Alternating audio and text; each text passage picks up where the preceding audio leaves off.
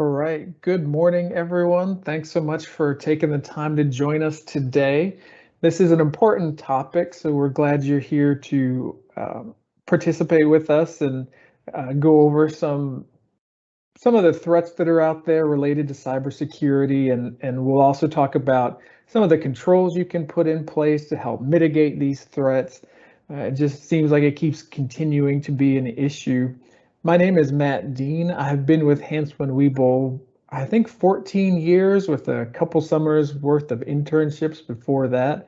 I'm on the auditing and accounting side, and I work with a lot of nonprofit organizations and small businesses. My name is Daniel Brooker. I've been working with Hanson Webull now for 3 years, and I also work a lot with the nonprofit and small business side. And like Matt, I am also in the auditing and accounting side. Thanks, Daniel. So yeah, we'll cover a variety of topics today, but first I want to go over some of the cybersecurity headlines that have been in the news over the last year or two. So I think the first one, you see cybersecurity stories in the news pretty frequently. It's pretty common. Oftentimes when you see them, it's somebody's data getting stolen or somebody's lost money to some type of hack. But the results are usually contained within one company. I think the one that was the most impactful that I can remember, of course, was the shutdown of the Colonial Pipeline this year, which was unfortunate. I know we were all impacted one way or another. Hopefully nobody here was stuck on the side of the road without gas or anything like that. But my wife, she kind of makes fun of me because I'm a little obsessive. I never let it get below half a tank, and it paid off this time. So you never know. But what they did with this hack was they used a single password to get into a VPN. So this was an old VPN that the company had used to allow workers in remotely to work remotely, and they got in that way. And they're still not sure how the hackers got the password, but since the VPN didn't use dual authentication, all it took was the username and password to get in and cause some pretty significant issues for us. Some of the other headlines, like I mentioned, a lot of them are just more related to loss of data or loss of cash, which is bad enough in itself. So, and it does happen here locally as well. So some local headlines, the city of Charlottesville's had some breaches in the last couple of years. UVA Health, they had one that was ongoing for a long time that they didn't know about. There's a local bank that lost some money.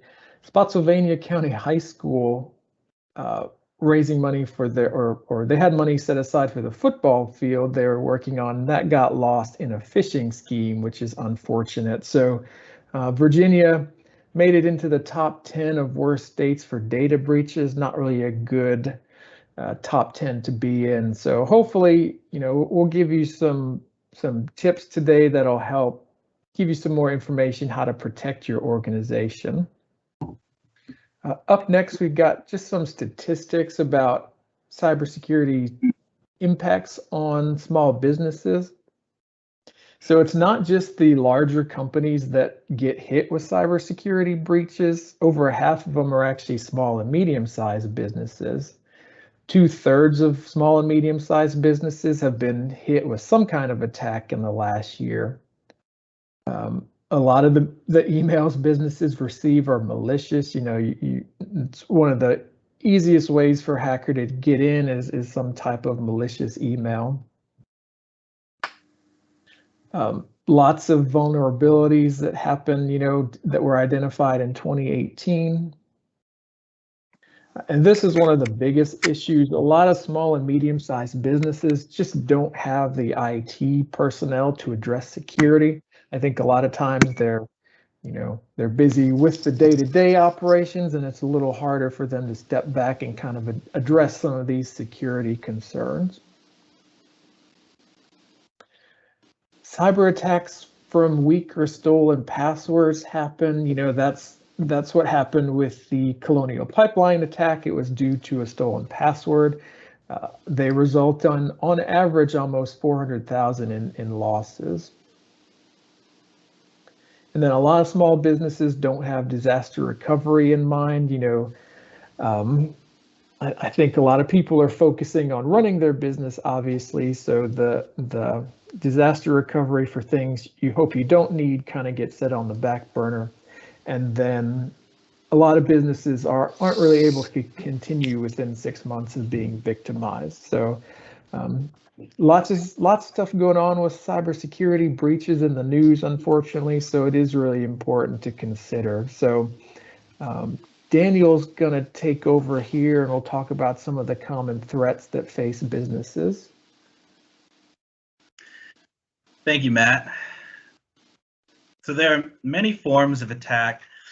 Today we'll focus more on the four most prevalent types.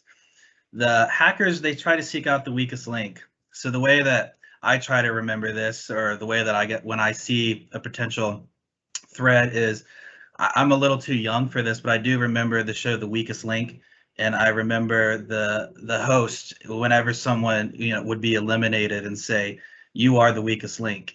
And so that's when I see a potential threat. I feel like, I think her name was Ann Robinson, just waiting for me to take the bait so that she could say, "You are the weakest link." But with these schemes are fairly large, fairly easy to recognize and avoid.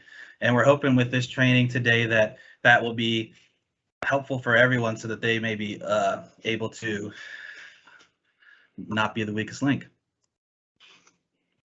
First type that we will look at today is phishing. So some of the phishing headlines that we were looking at earlier: Texas school district fell for an email phishing scam and lost over 2.3 million. And then, like Matt was talking about earlier, with the Spotsylvania County High School football field losing money on the phishing scheme.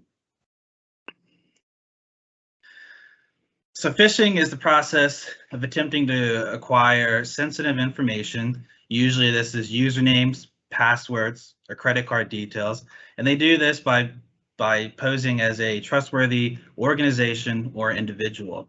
It's usually done as an email attack, and it's the most typical or the most frequent threat that you will see in terms of cybersecurity or as from a hacker.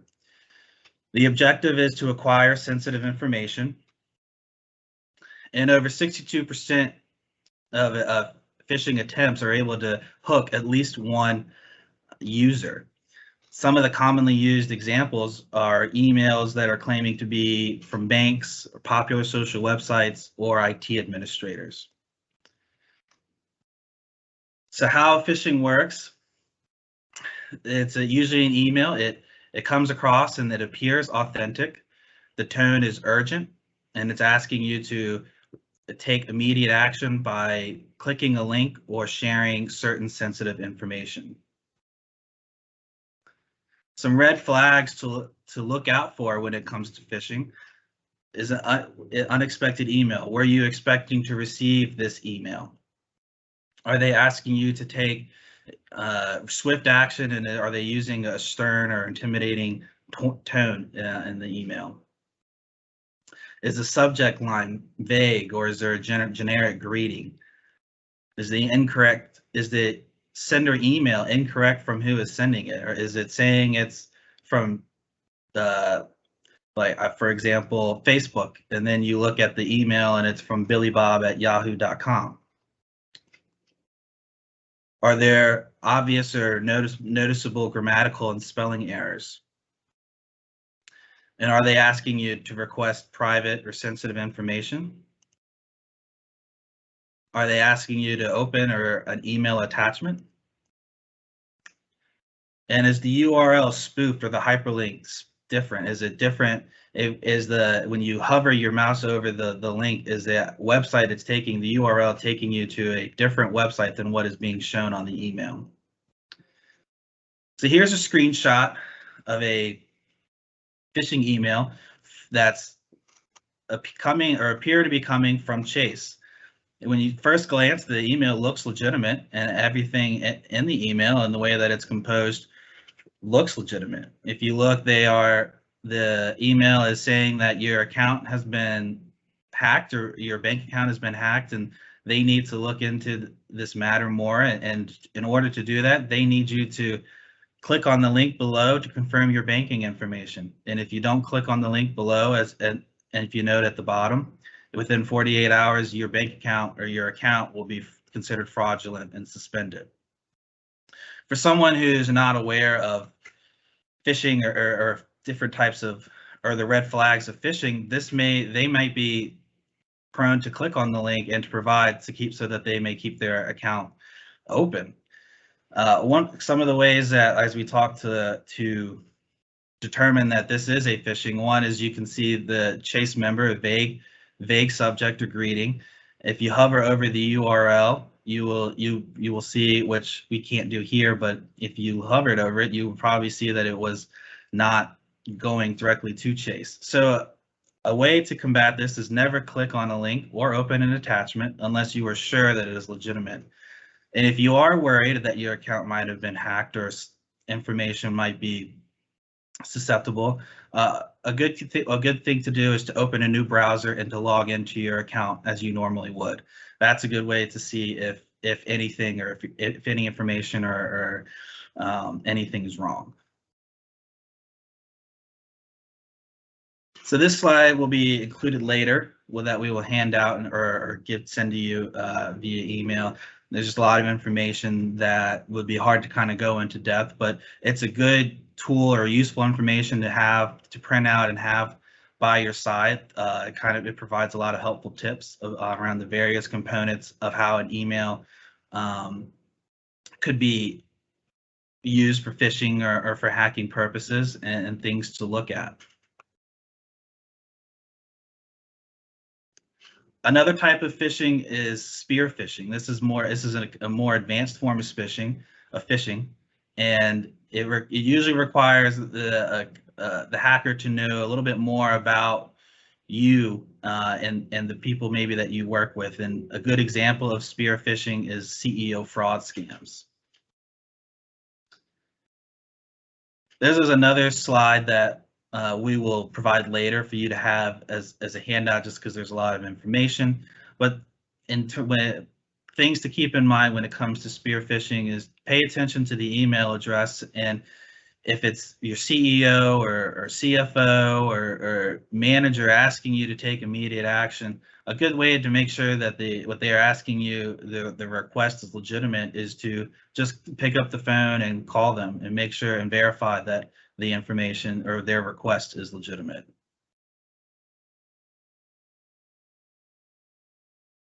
Another type of threat is malware.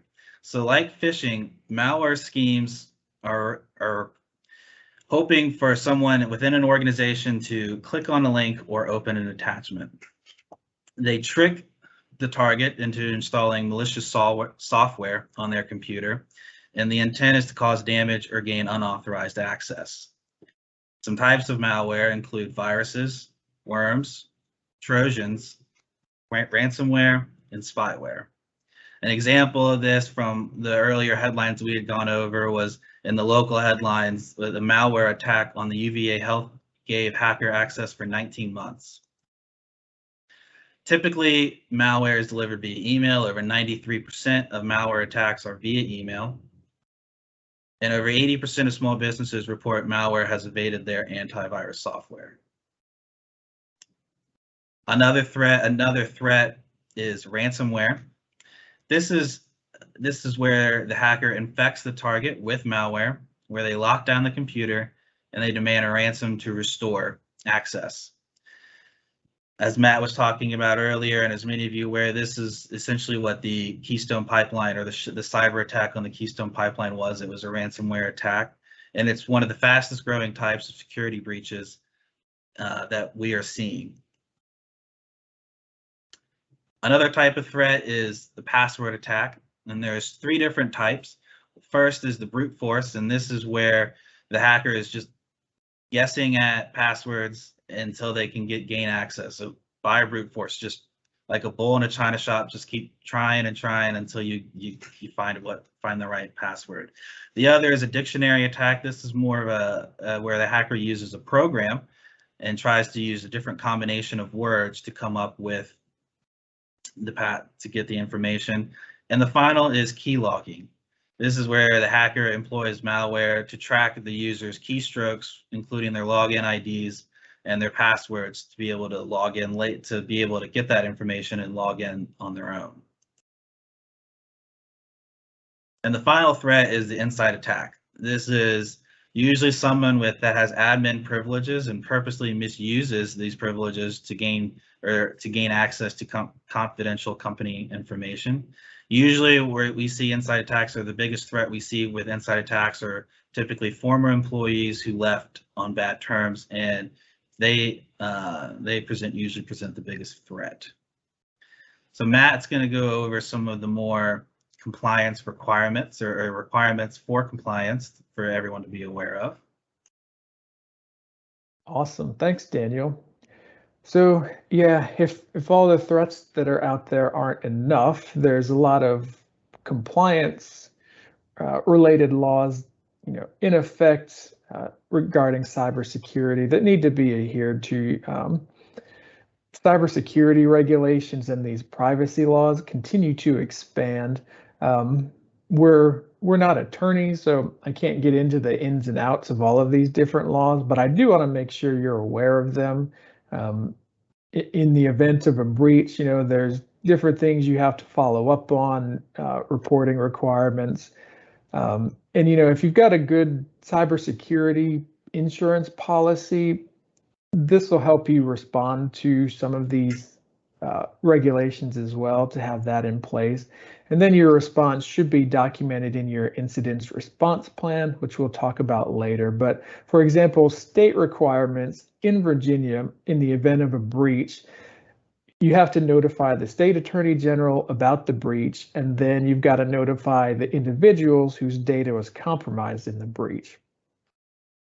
So the Virginia regulation gives you time to investigate in the event of a breach. It's not like you discover the breach and then you immediately have to report it. You've got a reasonable time to investigate, to figure out what happened and who was impacted before you report it.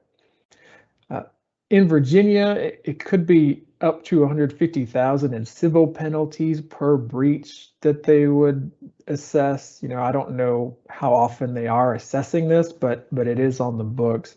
And even if you're based in just Virginia, you may be subject to regulations from other states, just depending on how those are written and where the people are who are impacted by a breach.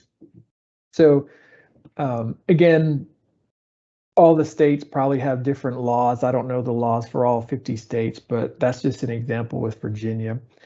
So relatively new privacy regulations. GDPR is the European Union's privacy regulations, and CCPA is pretty similar. This is the state of California's privacy regulations. So just be aware you might be subject to either of those, even if you don't have operations in those locations. If you've got people who are impacted that are in those locations, those may impact you. The Graham-Leach-Bliley Act is specific to financial institutions, and it just is more regulations on what disclosures are needed and some of the safeguarding standards. HIPAA, of course, deals with health records. If there's a breach that impacts people's health records, it goes into what the reporting requirements are. Interestingly, with the HIPAA laws, in addition to notifying the people who were impacted by the breach, there's a line in there that you have to report to local media as well if more than 500 people are impacted. So they add a little bit more to that reporting. PCI compliance, the PCI DSS. So this relates to credit cards. This isn't a government regulation, but it's the credit card companies got together to put in these security standards. And this has been around a while, but it's just another one out there that sets security standards for credit card processors. So what can you do to protect your organization? So the best way to protect your company or your nonprofit is to put in place some really good cybersecurity controls. And again, it's another type of internal control. If you've worked with us or other CPAs, especially in an audit capacity, where we're doing financial statement audits, you probably know we really like talking about internal controls. We probably bore people talking about them, but they are important for protecting your organization, both cybersecurity controls and your more standard internal controls. So most organizations have some type of cybersecurity controls in place already. What I've seen is they may have them spread out in various policies. So they may have a policy here with some pieces of cybersecurity controls, but a lot of times it's disorganized. So I don't usually see a comprehensive cybersecurity plan in place. And this leads to gaps in internal controls. So there might be some things you're doing that are good, but then there's other things that you should be doing that you're not doing yet. Again, we mentioned lack of IT staffing capacity. I know that's an issue. You could have really great IT people on board and they just don't have the time to step back from their day-to-day work and focus on improving the security. So to improve your cybersecurity controls or put stuff in place, it's really best practice to start with a pre-described cybersecurity control framework. That way, you're not starting from zero to put together your cybersecurity internal controls. There's a framework in place that will guide you kind of through the process and what you need in place.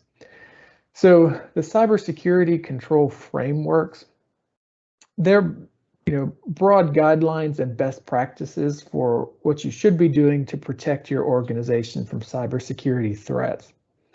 So these organizations have put these together with the best practices in place, and it really helps you identify gaps in your cybersecurity controls. So what you can do is kind of take your existing controls you have already, line them up with what the recommended controls are, and then see what's missing. See what you're doing already, and then compare that to the recommended controls and see what's missing. So this can be an overwhelming process if you've not really focused on the cybersecurity controls before. So for example, the National Institute of Standards and Technology, their internal control framework for cybersecurity has, I think it's 100 different controls possible. So if you just jumped into that, it would be overwhelming you couldn't implement them all at once. It wouldn't be possible. So really it's best to start with the basics. And I think the NIST framework actually sorts them out by more basic to the more complicated ones. So it's best to start with the basic ones.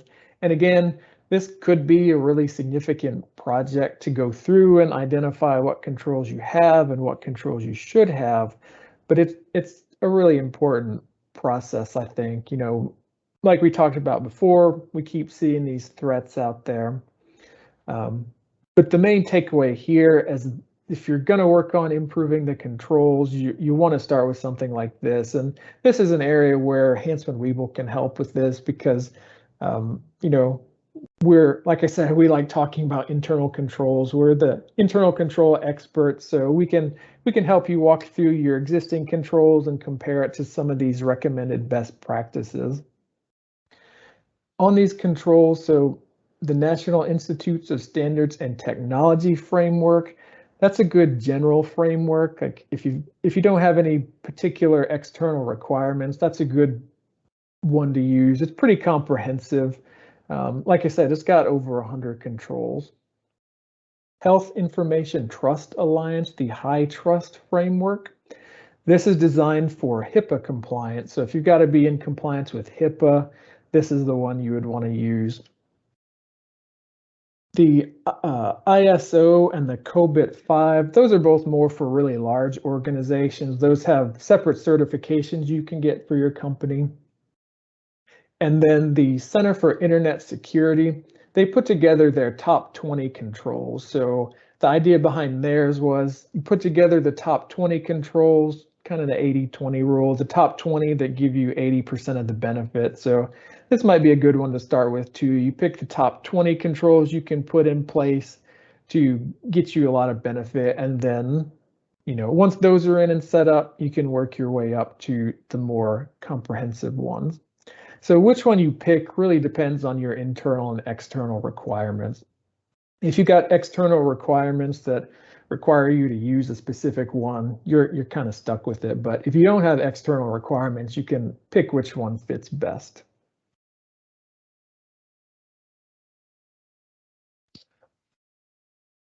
So IT policies, these are what you'll use to communicate the controls once you have them in place.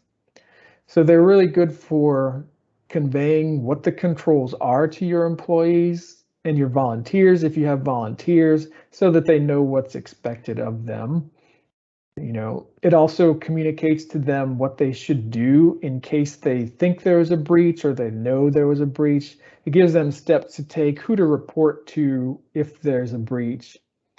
One thing about creating the policies, though, is putting the policy together is pretty easy. There's examples out there you can pull and adapt for your company. What's more difficult is getting people to change their behavior. So for example, you might put in your policy that your employees should not keep their laptops in their cars. Don't leave it in your car when you're at the mall or whatever, because it's easy for it to get stolen. But getting people to actually not do that can take a little more work. So it's really important to communicate why these policies are important. Why do people need to use dual factor authentication? Why is it important? And really, it's about keeping the organization safe. People are probably going to complain if you put some new controls on them. People like to complain. I mean, I know how important it is, and I still complain about some of this stuff. For example, our tax software. If you don't use it for a half an hour, it just automatically logs you out. And that's an IRS requirement that it kicks you out of the software if you're inactive for a half an hour. And I get it. It's so if you leave your desk, people can't come behind you and get information out, but I still complain when I come back and I'm logged out, because then I got to put my password back in. So, but again, it's really important that people know why you're doing this with these policies. So the policies, the names might be different. An employee acceptable use policy. This is really to tell all users, what they should be doing and should not be doing on their company computer equipment. Really, it should be about how their business laptop is for business only. It should communicate that there's no expectation of privacy with what they do on their business computer, and that you have the right to monitor what they're doing, just to keep an eye out for illegal activities or other inappropriate uses. This policy might also talk about expectations for employee training, what they need to be doing for training every year. An information security policy, this is going to cover things like what your password requirements are, how complicated they need to be, how often they need to be changed. Remember, the Colonial Pipeline hack was a result of a lost password, so that's why the password change requirements are important. This might also cover, physical security of equipment. Again, don't leave your laptop in your car, lock your laptop screen when you get up to go to get a drink or something. Make sure your server is locked up properly. So that's what that policy would cover. A remote access policy talks about, what are the circumstances people, when are they able to log in remotely and do work? Obviously, this is more common these days, but it would also outline the security requirements people need before they can access the network remotely. Again, that was a Colonial Pipeline thing. They had the VPN set up so people could log in and work remotely, but they didn't have dual factor authentication. So once the password was lost, the hackers were just able to get in without a separate token to get on the network. Disaster recovery plan. So this covers a lot more than cybersecurity, but the cybersecurity piece should be a pretty big piece of it. So disaster recovery plan obviously would cover what happens, if your building burns down, so what you can do to keep working and recover from that. But it should also cover backups. How is your data backed up? How do you test your data backups? How frequently it's backed up? All that type of information on data backups. And then about how you would respond in the event that you actually needed the backups where data was lost. Incident response plan. So this is where you would communicate to people so they know what to do in case there's a breach. So if they think there's a breach, if they open an attachment they shouldn't open and something happens, then they know who to call to deal with that. And then it would also communicate to your organization what the organization needs to do in the event of a breach. So, it could be call the cybersecurity insurance company, call an IT vendor, just as long as people know the steps they should take in the event of a breach. On cybersecurity insurance, this can be really helpful. I think it's a good practice to have this in place. When I think of insurance, normally you think of like car insurance, where if you get in an accident, they'll send you a check to buy a new car. Cybersecurity insurance, depending on your policy, it can be more involved with that than that. So it could be the cybersecurity insurance company will help you connect you with a vendor in response to a breach so that the vendor could help you investigate the breach, what happened. The cybersecurity insurance company can also help with the notifications under those various regulations we talked about. So depending on your policy, it could be a lot more than just getting a payout in the event of a breach. So it is really important to consider that if that's something that you want for your business. So I'm going to turn it back over to Daniel, who's going to give us some quick tips on protecting your organization. Thank you, Matt. Some of the cybersecurity tips we think are important for small businesses to be aware of or keep in mind. The first is protect the computers, your networks, and your data. Keep your machines clean. Set up an antivirus to run a scan after each update, and then to make sure to install all your updates ASAP. Provide firewall security. Make sure the firewall is enabled, and this also goes for employees who might be working remote or working from home. Home systems needs to be protected by the firewall as well. Develop a mobile device action plan. As a Hanson Weeble, we have where if we log into our network every morning, we have a Duo, and so we have to verify on our mobile device that we're logging in or requesting access. This is something like an app on your phone would be a good example. Make regular backups of critical business data. Control physical computer access, so prevent access by unauthorized users, and by requiring separate user accounts for each employee and making sure that they use strong passwords. Some additional tips are secure business Wi-Fi networks. Make sure the Wi-Fi is secure, hidden, and encrypted, and have a password to protect access to the router. Adhere to best practices on payment cards. So work with your banks or your financial institutions to use the strongest anti-fraud tools available, and have separate payment systems from other less secure programs. Limit employee access to data systems. So no employee should have access to all data systems, only to those areas that pertain directly to their job duties. And train employees and volunteers in cybersecurity, and require the use of strong and unique passwords. If you'd like some additional training on cybersecurity, here are 4 platforms that we think are beneficial and provide some good information. I know at Hanson Weeble, we use KnowBe4, and we do that every year, and it's a great refresher for us to make sure that we are aware of everything and are knowledgeable of all this different threats and pretty much what we have gone over today. Another tool for cybersecurity is password managers. We at Hanson Weeble use LastPass, and it's an extension that you can add onto your browser, and it stores all of your passwords, and it's far more secure and safer than having a piece of paper under your desk or notes in your phone.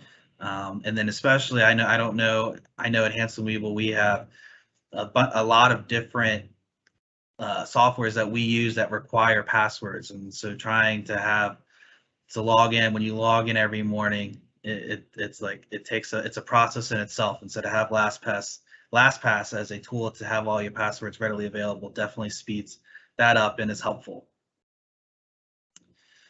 In addition to small businesses, we also have some tips for cybersecurity tips we think are important for individuals or personal use.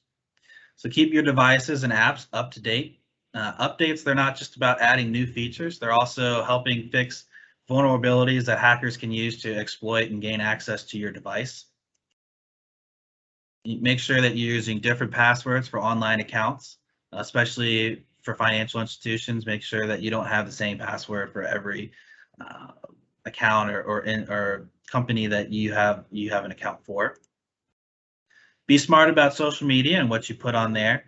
Make sure that you're trying to not put too much information on social media, because that is crucial information that hackers can use into cracking the code and taking over your identity.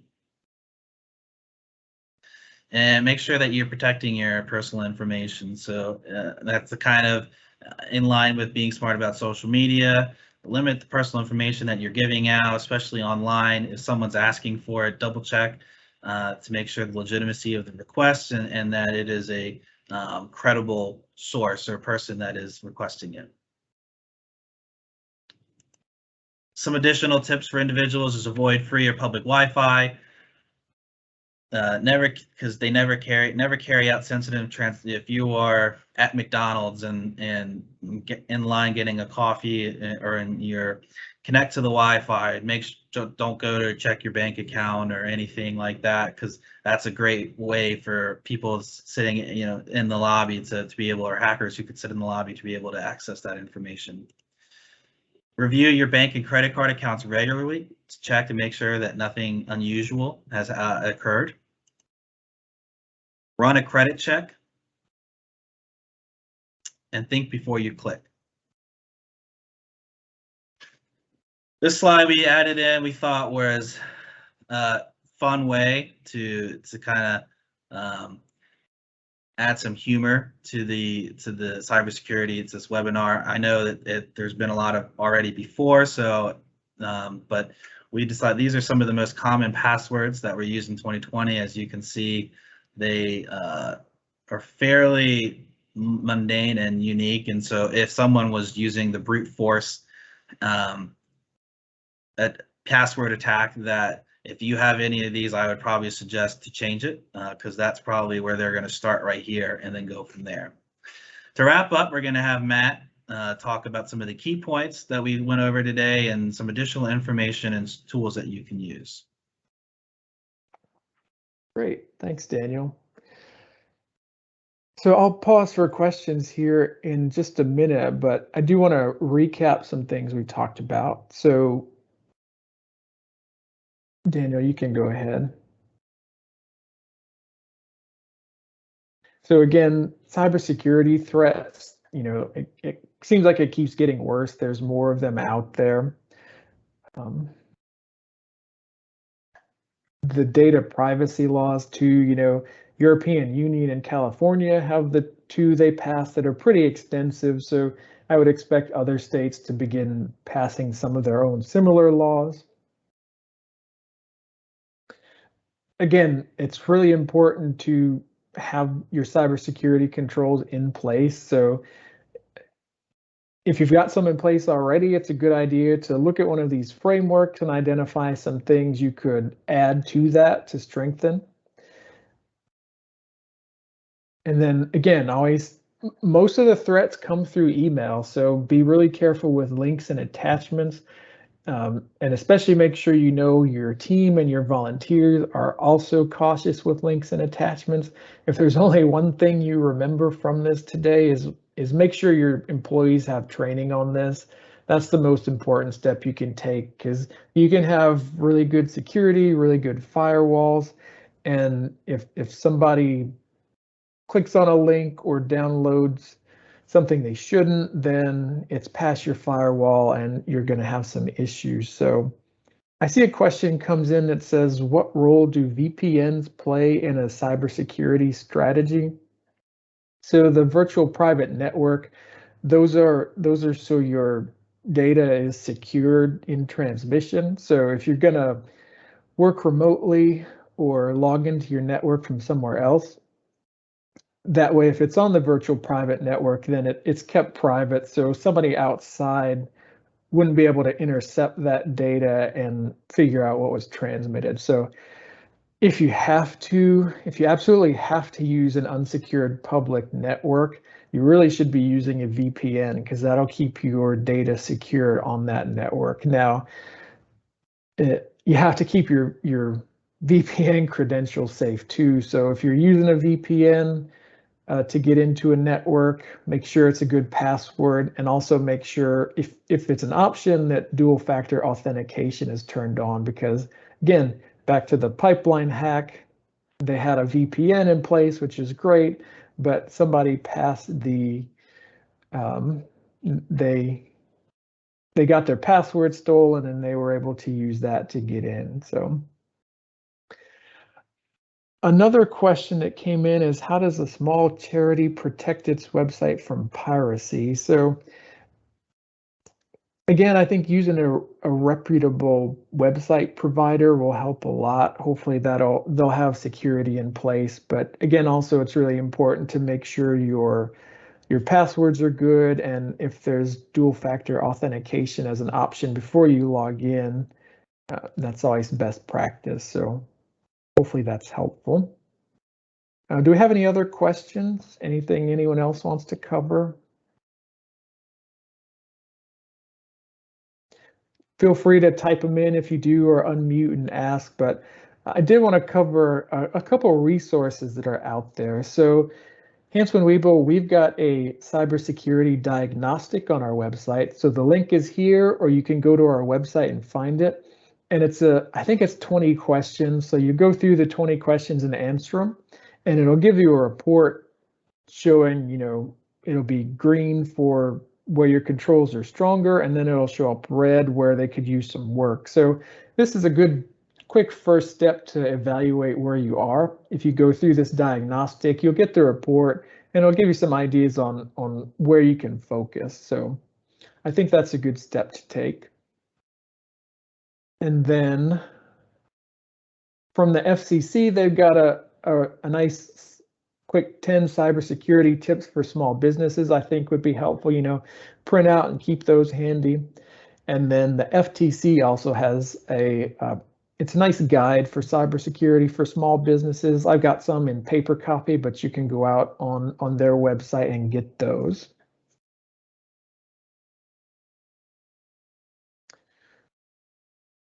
So if there are no other questions, let's see. Question is, going back to VPNs, are they useful for non-remote activity, say on the home or office network? So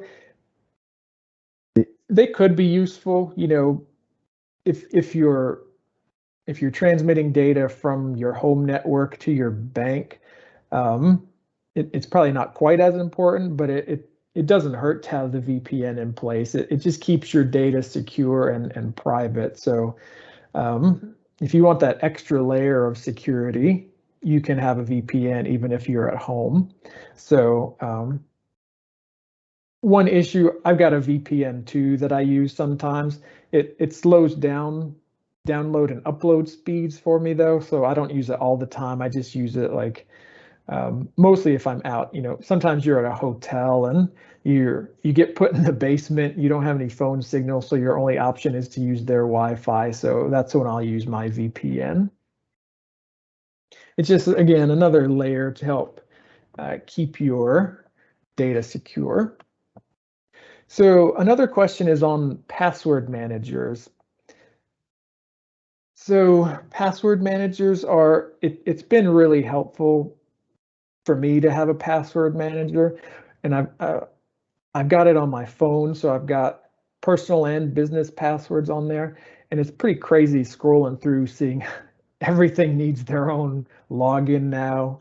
Like you got to log in for everything. So what they do is, it stores your passwords securely. So all your passwords will be in this password manager. And for websites, you can install the browser extension like Daniel mentioned. So you go to the website and it'll autofill that for you. So Chrome and some other browsers will save your passwords in the browser, but that's not really as secure. So the password manager is a much more secure way to store your password than in your browser. So yeah, I think they're really helpful. LastPass makes us change our password every 90 days maybe. And then there's dual authentication on the password manager. So it's pretty secure that somebody couldn't get into it. You want to make sure you pick a good one, because if you've got all your passwords in there and your password to get into your password manager is 1234, and someone can get into it pretty easily. And then all your passwords would be compromised then. Yeah, if I could jump in, Matt, I would say that at least my experience with the password managers in the LastPass has been very beneficial in that it's kind of the best of both worlds, in that not only does it speed up the process of logging into an account, because it automatically it'll store your password to be able to log in, but it also adds that extra layer of protection and security. And so it also will track if you have the same password from multiple accounts. It'll kind of throw up a yellow flag or say, hey, we've seen that you've used this password for multiple sites. Do you want to, we suggest changing it, or do you want to change it? So I think it's been a really great tool, and one I'm not having to run around or think, or if have to go to a website or use something that I haven't used in a while, and you get to the login and you're like that deer in the headlights where you're trying to figure out when was the last time I used it, when was the last time I changed it, and things like that. And so when you do and when you update your password, as long as you have that LastPass, if you're logged in and have it enabled on that as an extension, it'll keep track and it'll update the password with you, and so therefore it's not like you have to go back into LastPass to change it. So right, and it'll generate secure passwords for you too, so you can, I don't know how high it goes up, but you can pick a number of characters, so you can have this 30-character long password, and it'll generate it for you and save it so you don't have to remember it. So you get a really good password without struggling to remember it. So so yeah, on the password managers, yeah, basically you pick one. Like Daniel said, we use LastPass. I don't know what other ones we evaluated here, but it's important to do some research on them, make sure they're reputable, make sure it's not like a Russian hacker site posing as the password manager. So yeah, just make sure you get one that's reputable. And then we got a question on regular email about whether it's encrypted or not. So generally, regular email is not encrypted. It depends on your email service. I don't think Gmail is encrypted. So best practices, if you've got something you're sending that's sensitive, it's best to send it through some sort of secure means. So like here at Hansman Webull, we've got a couple different programs we use to send and receive secured emails. I know banks usually have one too. So I don't know if there's an option for individuals. I assume there's something like that. You know, if you've got one personally where you want to send a secure email to somebody, I assume there's something out there. But for example, if you're going to send something to the bank, you should check on if they've got a secure file transfer portal. Or if you're going to send something to Hanson Weeble, we've got a secure file transfer portal that you can use.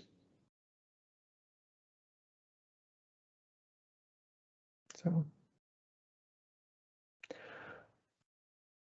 all right, great questions, everyone. So if there are no further, again, we appreciate you taking the time to join us today. Like I said, it is a really important topic, and it's not exactly the most fun thing, but it is important to protect your business and your customers and your donors' information. So we appreciate you taking the time to listen to us today and your participation. So if you've got any questions later on that you think of, please let us know. Daniel and my contact information is here.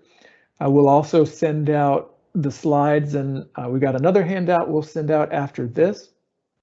So again, please feel free to get in touch with us if you got questions. We can help you take the right next step as you're going forward. So again, thanks again, and hope everyone has a great afternoon.